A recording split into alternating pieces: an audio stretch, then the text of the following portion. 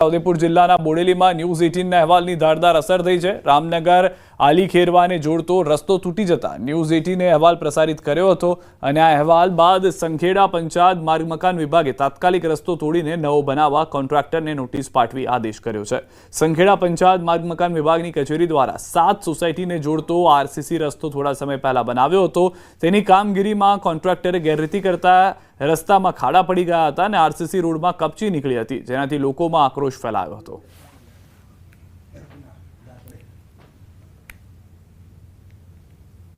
News 18નો અહેવાલ રજૂ થતાં માર્ગ એન્ડ મકાન તંત્ર દ્વારા કોન્ટ્રાક્ટરને આદેશ કરતા આ રોડનું કામ સમાર માટે પાછું હાથ પર લીધેલ છે, જેથી ન્યૂઝ 18નો આજરોજ અમે આભાર માનીએ છીએ। બોડેલી તાલુકાના અલીખેરવા ગ્રામ વિસ્તારની અંદર અનેક સોસાયટીઓને જોડતો અંદાજે 2 કરોડના ખર્ચે આરસીસી રોડ બનાવવામાં આવ્યો હતો। આપણે તસવીર બતાવવા માંગીશું કે આજે આરસીસી રોડ જે અહીં હતો તે બિલકુલ બિસ્માર હતો અને એ જે ન્યૂઝ 18 ગુજરાતીએ અહેવાલ પ્રસારિત કર્યો અને જે આ વિસ્તારના લોકોએ ભ્રષ્ટાચારના આક્ષેપો લગાવ્યા હતા, ત્યારબાદ તંત્ર જાગ્યું અને આ જે વિસ્તાર આ જે કોન્ટ્રાક્ટર છે તેને નોટિસ આપવામાં આવી અને હાલ આપ તસવીરમાં જોઈ શકો છો કે આરસીસી રોડ જે છે તે તોડવાની ફરજ પડી છે। એટલે ચોક્કસથી ન્યૂઝ 18 ગુજરાતીએ જે અહેવાલ પ્રસારિત કર્યો હતો ત્યારબાદ તંત્ર સફાળું જાગ્યું અને આજે કોન્ટ્રાક્ટરને જે અવારનવાર નોટિસો આપીને આજે રોડ જે છે તો તોડવામાં આવી રહ્યો છે અને તેની પર નવેસરથી રોડ બનાવવામાં આવશે।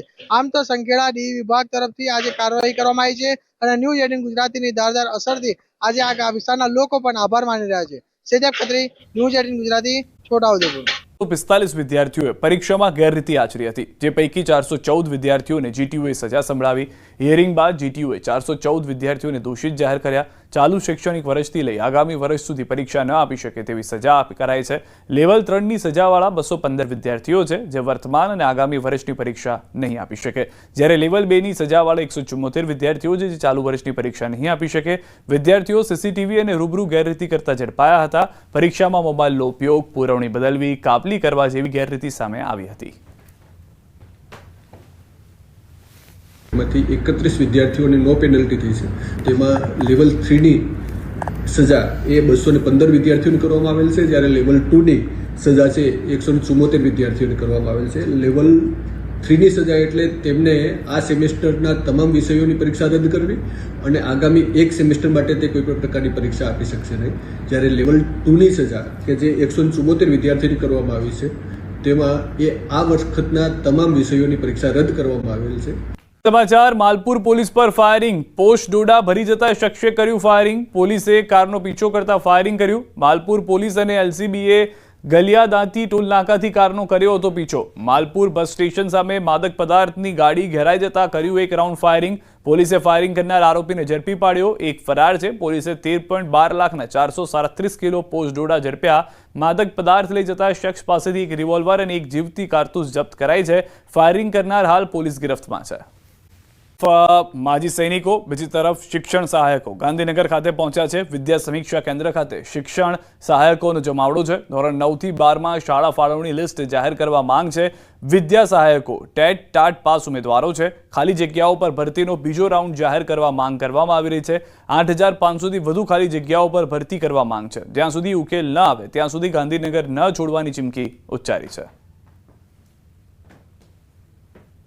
તમારી માંગણી એવી છે કે તમે બીજો રાઉન્ડ પાડો અને 31/5/2025ની જે ભરતી છે એમાં જે રિટાયર થયેલા શિક્ષકો છે એની જે ખાલી જગ્યા પડી છે એ જગ્યાનો તમે અંદર ઉમેરો કરો। અમે વારંવાર ટાટ પાસ ઉમેદવારો અને લાયક ઉમેદવાર છીએ, અમે નાલાયક ઉમેદવાર નથી કે જેણે અમે મેરિટમાં આવ્યા છીએ। ફાઇનલ મેરિટ લિસ્ટની અંદર હોવા છતાં, શાળા પસંદ કરી હોવા છતાં શાળા અમને ફાળવવામાં આવેલી નથી। હજારો જગ્યા ખાલી છે, બધી જગ્યાઓ ઉપર કાયમી શિક્ષકો આવે જેથી બાળકો ભણે અને ઉમેદવારનું ભવિષ્ય પણ ઉજળું બને। અહીંયા જે એમને 27 સાથે જે એમને લિસ્ટ આપ્યું છે એમાં કેટલા બધા ઉમેદવારો છે। મારા વિષયમાં મેક્સિમમ 30 ઉમેદવારો ડબલ થયા છે। અમદાવાદમાં અમદાવાદ એરપોર્ટ સર્કલને નિવૃત્ત આર્મી જવાનોએ બાનમાં લીધું છે. નિવૃત્ત આર્મી જવાન દ્વારા રોડ બ્લોક કરવામાં આવ્યો છે. છેલ્લા અડધા કલાકથી સ્થાનિક પોલીસ દ્વારા આપવામાં આવી રહી છે સમજ. પોલીસની સમજાવટ છતાં રોડ સર્કલ પર નિવૃત્ત સૈનિકો બેસી રહ્યા છે. એરપોર્ટથી આવવા જવાના રસ્તા બ્લોક કરી દેવામાં આવ્યા છે. દ્રશ્યો પણ આપ જોઈ રહ્યા છો. લાંબા સમયથી જે નિવૃત્ત સૈનિકોની માંગ છે તે માંગ પૂર્ણ ન થતા તેઓએ આ રસ્તો અપનાવ્યો હોવાનું જાણવા મળી રહ્યું છે. માજી સૈનિકોએ રોડ બ્લોક કરી દેતા દ્રશ્યો આપ જોઈ રહ્યા છો એરપોર્ટ સર્કલ પાસેના કે જ્યાં આગળ ટ્રાફિક જામ થઈ ગયો છે. જેટલા લોકોની ફ્લાઇટ છે તેઓને પણ હાલાકીનો સામનો કરવો પડી રહ્યો છે કારણ કે તેઓ સમયસર એરપોર્ટ નથી પહોંચી રહ્યા. સ્થાનિક પોલીસ પ્રયત્ન કરી રહી છે પરંતુ તે લોકોને સમજાવવામાં સફળ નથી થઈ રહી. વધુ માહિતી ન્યૂઝ 18 સંવાદદાતા દીપિકા પાસેથી મેળવીશું. દીપિકા, શું પરિસ્થિતિ છે, શું મુખ્ય માંગ છે અને કેટલી હાલાકીનો સામનો લોકો કરી રહ્યા છે? બિલકુલ સિદ્ધાર્થ, છેલ્લા 1.5 કલાકથી એ પરિસ્થિતિ એ પ્રકારની છે કે ટ્રાફિકમાં તમામ લોકો ફસાયા છે. જે લોકોએ અત્યારે એરપોર્ટ લેન્ડ કરી અને તેની સાથે જે પ્રકારે એરપોર્ટ પર તેઓ લેન્ડ કર્યા અને એરપોર્ટ પર તેઓ જવા જઈ રહ્યા છે, તમામ લોકો ફસાયા છે. અત્યારે હું જે લોકોએ એરપોર્ટ પર લેન્ડ કર્યું છે, વેલકમ અમદાવાદ, તેમનું ટ્રાફિકથી સ્વાગત થઈ રહ્યું છે. અને પરિસ્થિતિ એ છે કે સ્થાનિક પોલીસ છેલ્લા 1.5 કલાકથી સમજાવવા પ્રયત્ન કરી રહી છે પરંતુ જે કહી શકાય કે નિવૃત્ત સૈનિક છે તેઓ માનવા તૈયાર નથી. હું ધીમે ધીમે એરપોર્ટ સર્કલ પર આગળ ટ્રાફિકમાંથી આગળ જઈ રહી છું, આપને દ્રશ્યો બતાવી રહી છું. આ પ્રકારની પરિસ્થિતિ છે. માજી સૈનિક સાથે પણ વાતચીત કરવાનો એક પ્રયત્ન રહેશે પરંતુ ટ્રાફિકમાં ફસાયેલા લોકો, તેની હાલત ખૂબ જ ખરાબ છે. દયનીય હાલત વચ્ચે ચારે તરફ જેને એરપોર્ટ જવું છે તેમની ફ્લાઇટ આજે જાણે મિસ થઈ જાય તે પ્રકારની પરિસ્થિતિ ઊભી થઈ છે. કટ ટાઈમિંગમાં જો આજે કોઈ નીકળ્યું હશે તો પરિસ્થિતિ ખૂબ જ ખરાબ છે. એરપોર્ટ ઉપર હજુ કેટલો ટ્રાફિક રહેશે, કેટલી વાર ટ્રાફિક રહેશે, મીડિયા કર્મીઓને પણ તમામ લોકો છે તે પૂછી રહ્યા છે. આપ લોકો સુધી પહોંચાડો તેવી પણ લોકોએ વાત કરી, સરકાર સુધી પહોંચાડો કારણ કે અમારી પરિસ્થિતિ અત્યારે ટ્રાફિકમાં ઊભા રહીને ખૂબ જ ખરાબ છે. મુખ્ય વાત છે કે નિવૃત્ત સૈનિક એટલે કે માજી સૈનિકે આજે મુદ્દો ઉપાડ્યો છે. આમાં જુઓ, તેઓ રોડ પર બેસી રહ્યા છે. હું ટ્રાફિક પરથી પસાર થતા હતા અત્યારે રોડ ઉપર આવી છું અને પોલીસના ઉચ્ચ અધિકારીઓ છે તેઓ આવી ચૂક્યા છે. ટીમ ફોર્સ છે, મોટી સંખ્યાની અંદર ટીમ ફોર્સ મૂકી દેવામાં આવે છે પરંતુ અહીં સમજાવટથી કોઈ પણ પ્રકારનો મેળ નહીં આવે રહ્યું છે. અત્યારે સૌથી પહેલા માજી સૈનિક છે પરંતુ હાલત એ પ્રકારની છે કે કોઈ પણ માનવા તૈયાર નથી. હું આપને પહેલા ઓડિયો આપું છું જે પ્રકારની સમસ્યાઓ થઈ રહી છે. ઉચ્ચ પોલીસ કર્મીઓ અને તેની સાથે ઉચ્ચ અધિકારીઓ પણ સ્થળ પર પહોંચ્યા છે. સિદ્ધાર્થ.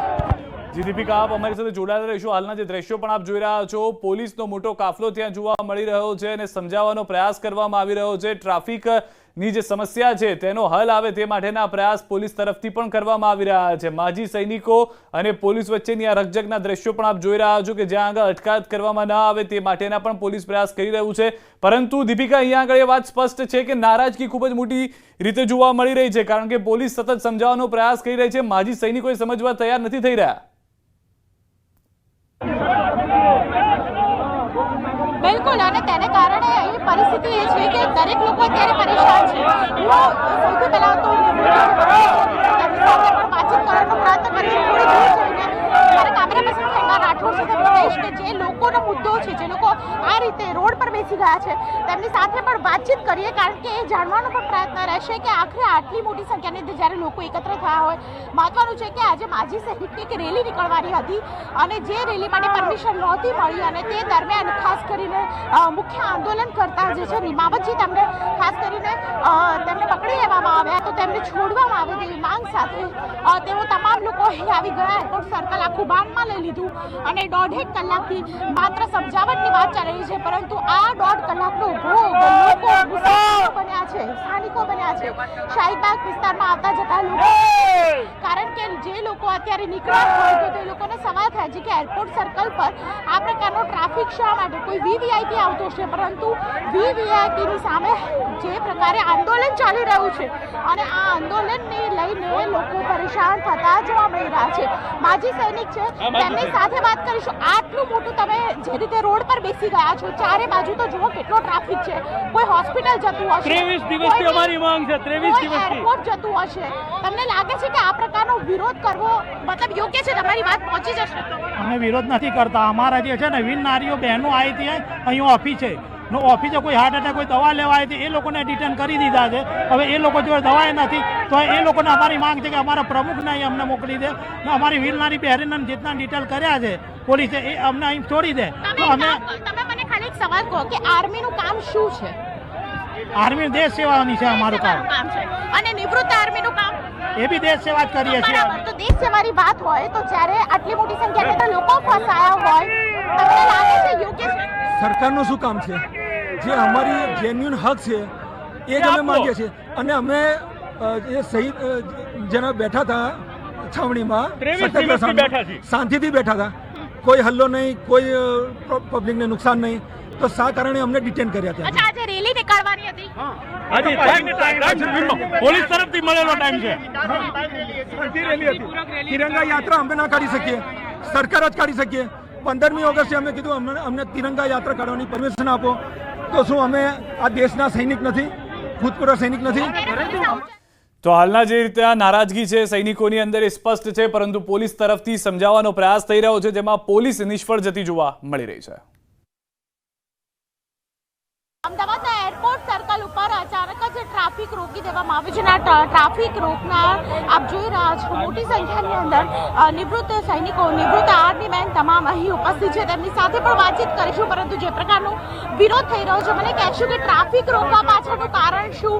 આપ શું કહેવા માંગો છો સરકારને? સરકારને અમે એટલું જ કહેવા માંગીએ છીએ, કારણ કે અમારા જે લીડર છે નિમાવત સાહેબ, એમને હવારમાં ગ્રેપ્તાર કરી નાખ્યા છે. કારણ કે અમારી આજ રેલી હતી, શાંતિપૂર્વક રેલી અમને કાઢવાની હતી, તો રેલીનું પરમિશન કે તમને મળેલું નથી. અમે પરમિશન માટે માગેલું, એપ્લાય કરેલું, છતાં અમને પરમિશન આપી નથી. मैम हमारे कोई गुजरात सरकार में सरकार कोई हमारा बात सुनना नहीं चाहती. हमने मुख्यमंत्री से मिले, हर संधवी साहब से मिले, निर्जा गुटरू मैम से मिले.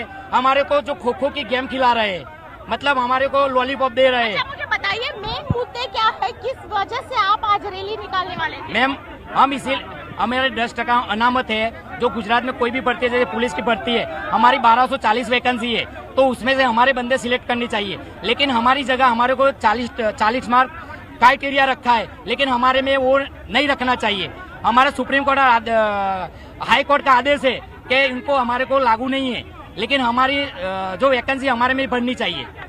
તમામ લોકો છે કોઈ પણ સમજવા તૈયાર નથી. મુદ્દો એટલો છે કે સરકાર સુધી તેમની વાત પહોંચે અને ખાસ કરીને મુખ્ય આંદોલન જેમણે શરૂ કર્યું છે નિમાવતજી, તેમને ખાસ કરીને અહીં તેમને છોડવામાં આવે તે પ્રકારની માંગ છે આ તમામ લોકોએ કરી છે સરકાર સમક્ષ. કેમેરા પાસે ખેંગા રાઠોડ સાથે દીપિકા કુમાર, ન્યૂઝ 18 ગુજરાતી, અમદાવાદ.